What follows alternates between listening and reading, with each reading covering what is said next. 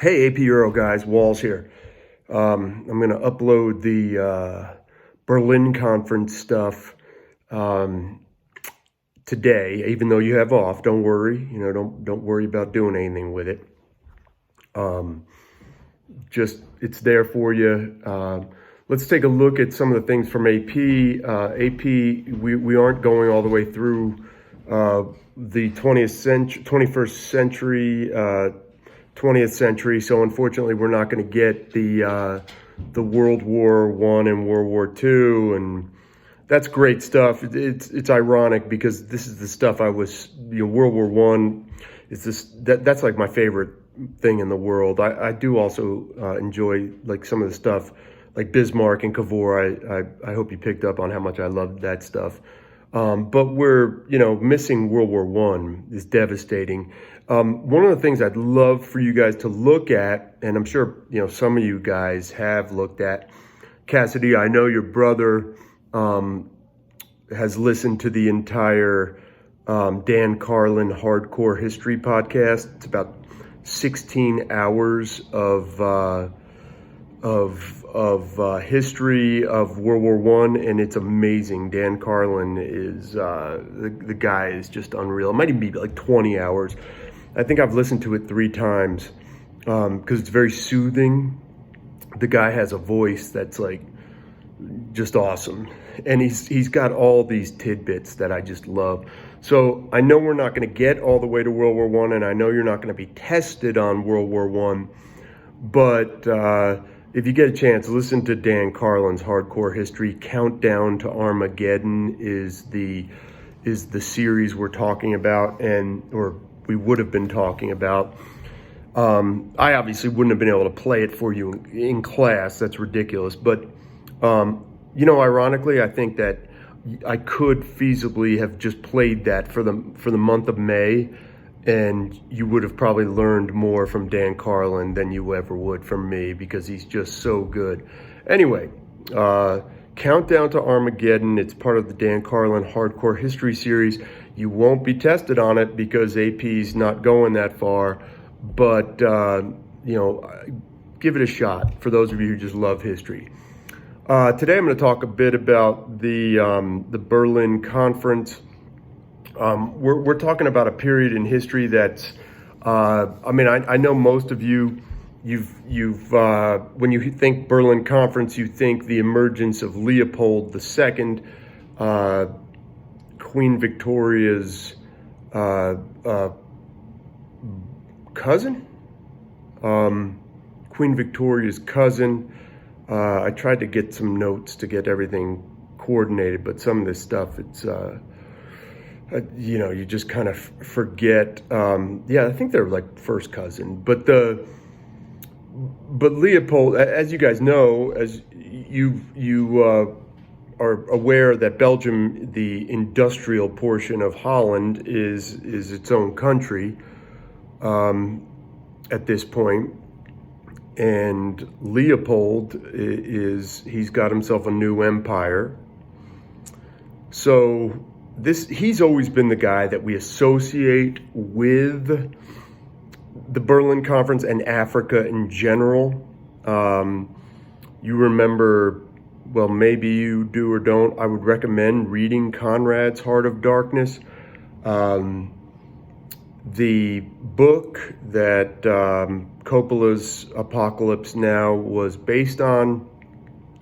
Obviously, Coppola does the Vietnam take. I would love for you to go back. It's like an 80-page book called Heart of Darkness, and it's Joseph Conrad, and it's sort of about the ivory and rubber trade in the Congo. And, Leopold is very critical of the Belgians. Now, when we talk, remember, a big part of AP is how objective and how much bias does someone like Conrad bring to Heart of Darkness, considering the fact that Belgium is an adversary in terms of Africa to the English.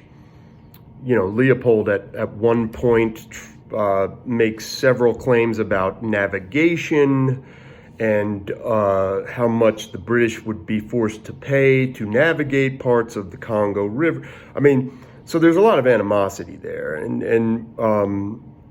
so is Conrad's take on the Congo a good primary document? Absolutely not. It's going to be littered with bias, but at the same time, I think we can all say that Leopold's behavior towards the natives in the Congo is just horrifying.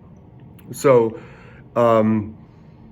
take it for what it's worth, but it's an amazing book that captures the essence of the scramble for Africa. Now, let's take a look at some of the background in Europe at this time. Africa's this region that nobody has paid too much attention to, other than the British and the French, and most of this is coastal. Of course, the Brit and the Dutch. The Dutch are in South Africa. The British are in South Africa, and these are coastal ports. The French are up in Algeria, and both the French and the British have, we've built the Suez Canal, so North Africa has European influence in it. West Africa, again, the British are at the mouth of the Gambia River. The French are in Senegal. The Dutch are in Cape Town. But this is all trade-based.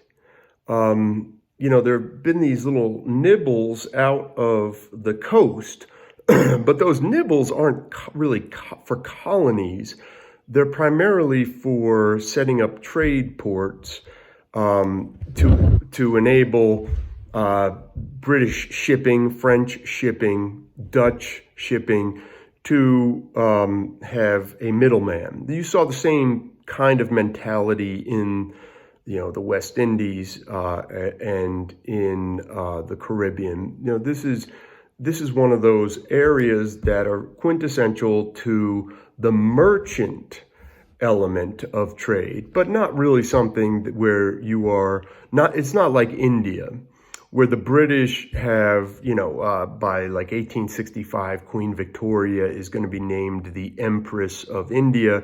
And the British at that point are really trying to create a miniature Britain in India. That's not what has happened in Africa at this point.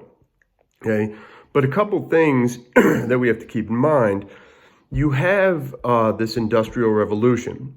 So the need for raw materials is going to grow. And that doesn't necessarily mean that the raw materials are going to come from Africa. It just means that there's going to be a lot more shipping that is going to go through Africa, because Africa is sort of a very good middle location for trade with the East. You also have the decline of the Ottomans. Granted, we're coming off a Crimean War in which the French and the British will side, and remember the Italians, the master stroke by Cavour to lend troops to Napoleon III in the Crimean War effort. And so the British and the French have actually helped the Ottomans in an effort to keep Russian power minimized. But the Ottomans are what we call the sick man of Europe at this point. So their decline, plus you have this industrial revolution, and steam power is going to enable ships to go upriver and explore. You have major innovations in military technology, the breech loader, the repeater rifle, smokeless gunpowder. These are things that are going to create a massive gap between European powers and things like, well, certainly African powers. So now all of a sudden you have the ability to go into uncharted territories with a minimal number of people because they're so superior. The superiority in warfare ability is so great. Now, that superiority will be tested in the later parts of, late 19th, early 20th century, certainly with the Zulu Wars, with the British, but they won't be beaten, except the Italians in Ethiopia. They will lose every time. So just real quickly, Africa, primarily coastal interest from European countries, but with this innovation, the Industrial Revolution, the innovation in military might, things are going to start to get a little different. And then, you throw in guys like Henry Stanley and David Livingstone, these incredible explorers, and now you have this continent, the dark continent, which is going to draw a lot of interest. Now, let's start with Leopold. He takes over 1865, and he has empire envy.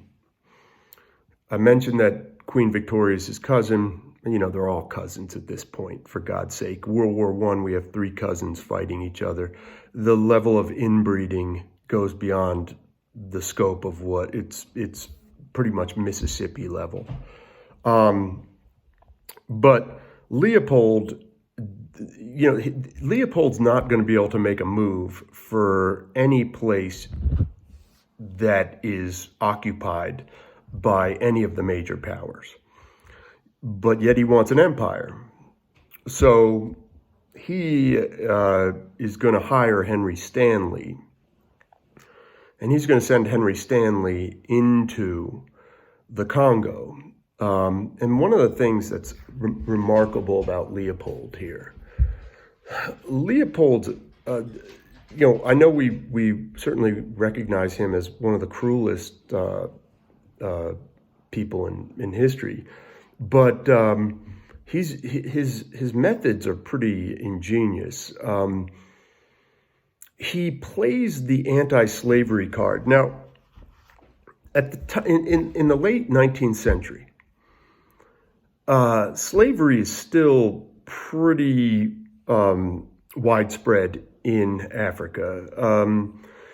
We kind of pin it on the Arab world, and various African empires are still especially in East Africa and Central Africa.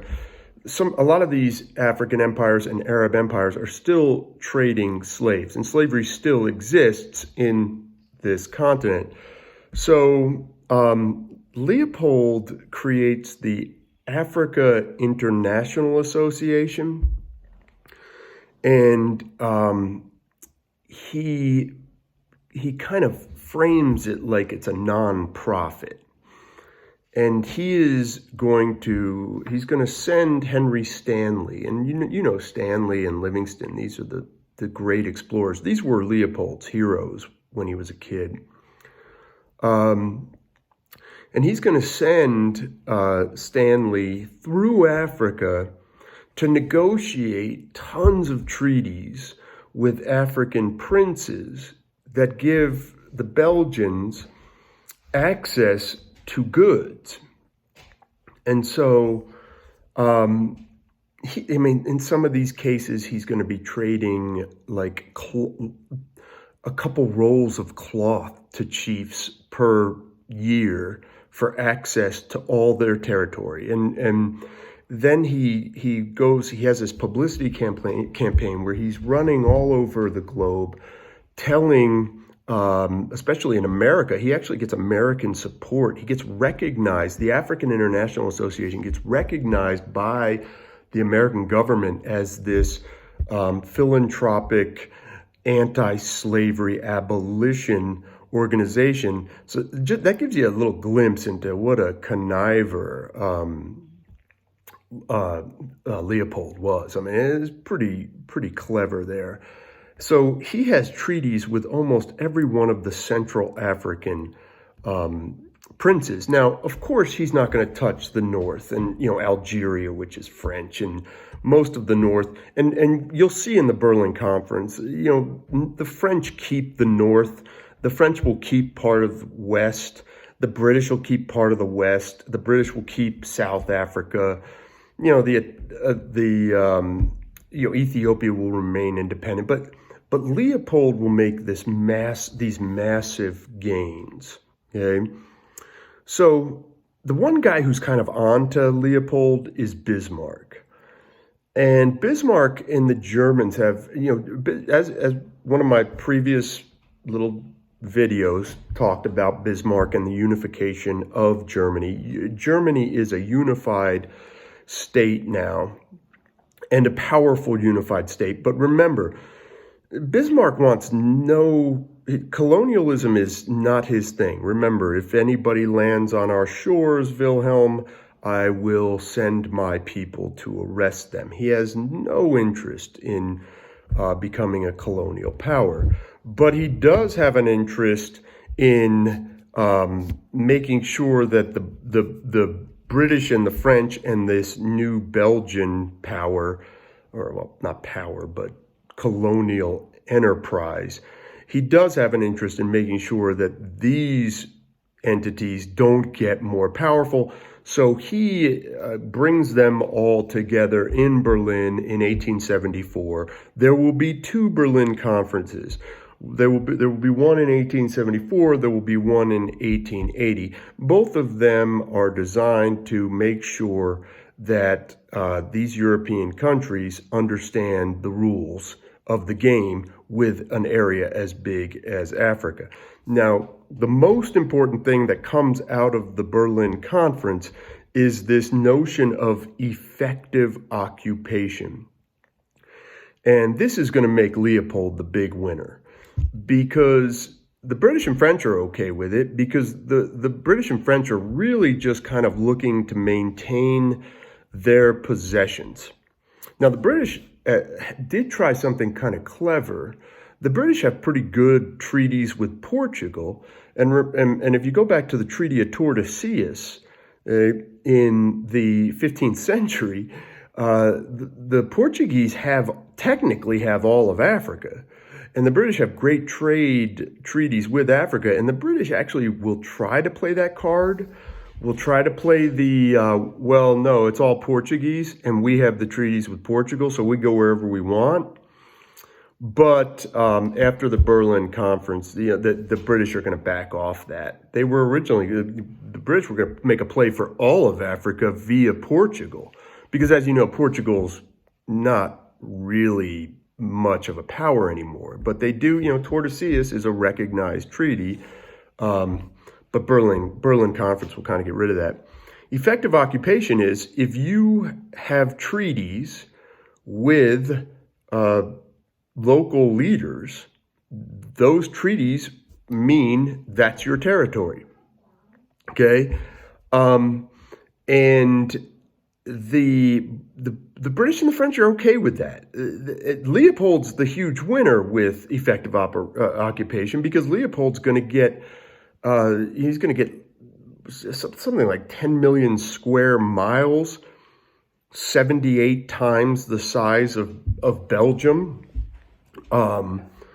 And so, he will be the big winner. And the real win will come when we start putting tires on automobiles, because, the Congo was really only used for ivory. But once we start in the 20th century, when we start putting rubber on automobiles, then all of a sudden it's going to get, actually late 19th century, then it's going to start to get very profitable for Leopold. So, the Berlin Conference, Bismarck's fine with it. It creates an element of stability. France and Britain don't get stronger. Russia has absolutely no play in it. The Ottomans are invited, but the Ottomans will be completely ignored. They don't gain anything, but they don't really lose anything. So at this particular point, after this first conference, and the second conference in 1880 will get a little more territorially strategic.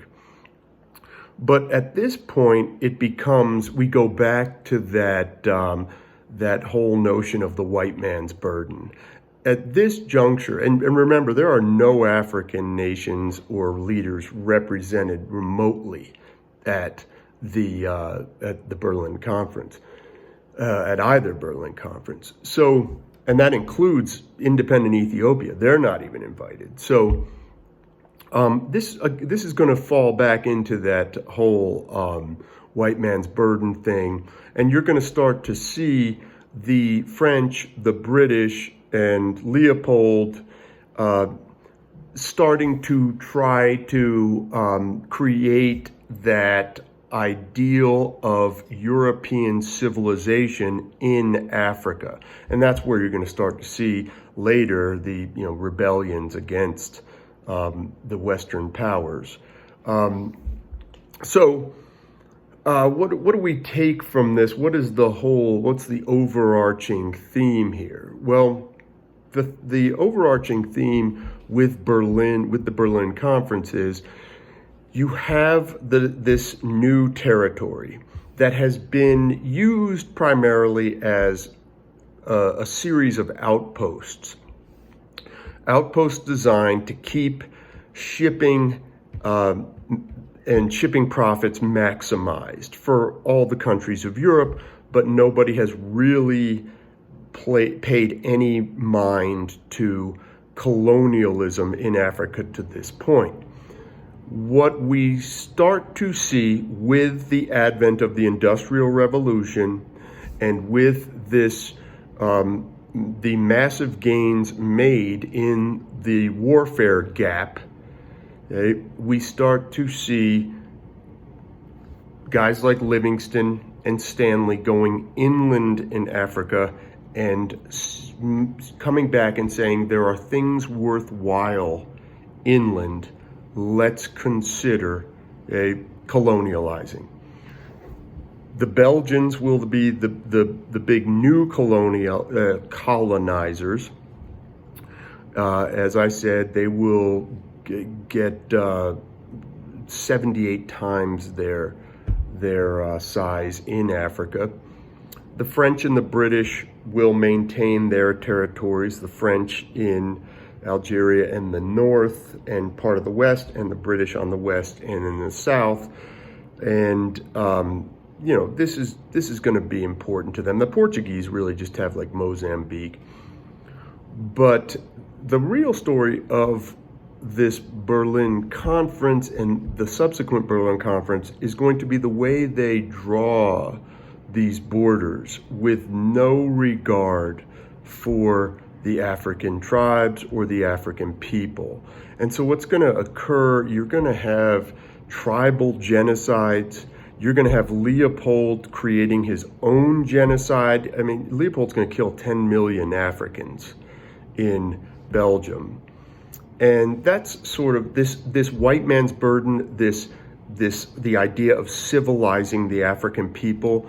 These are really important elements that I think AP is going to kind of jump on with Africa. So your last bit of reading will be on the Berlin Conference and the divvying up of Africa. And then we will go into review mode. And the review mode we'll go back to the Renaissance and we'll talk about the really significant advancements and pieces of literature and art and all that. And we'll just kind of go through getting you ready for the exam. Hopefully we'll be back in school. Things are starting to come down a little. We're flattening the curve and so forth. So I hope maybe we get back for maybe the second week of May, just to have a week and say hi and all that. And who knows? You will have already taken the test, but we could still go in there and kind of hang out and chat. Anyway, hope you had a great Easter. Hope your families are doing well. I will be in touch and keep looking out for those videos and I'll take a look at your notes, get your grades in, and we'll get through the test. Take care.